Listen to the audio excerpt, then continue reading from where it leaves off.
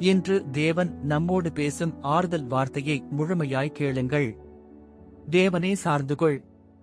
நம்முடைய தேவன் பெரியவர், மாறாதவர், நமக்காகவே இருக்கிறார்.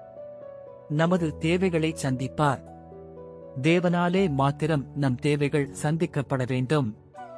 தேவனை நாம் சார்ந்து வாழும்போது தேவன் யார் மூலமாகவும் எப்படியும் நம் தேவைகளை சந்திக்க முடியும்.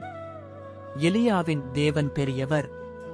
எலியாவின் தேவையை காகங்கள் மூலமாகவும் ஆற்று நீர் மூலமாகவும் பின்னர் விதவையின் மூலமாகவும் சந்தித்தார். தேவன் நம் தேவைகளை சந்திப்பது நேர்வழியில்தான். சரீர தேவையோ அல்லது எப்படிப்பட்ட தேவையானாலும் நமது ஜீவியத்தின் பொறுப்பை தேவன் எடுத்துக் கொள்ளுகிறார். அவரை ஏற்றுக்கொண்டு அத்தனை பேரும் அதிகாரப்படுத்தப்பட்டவர்கள்.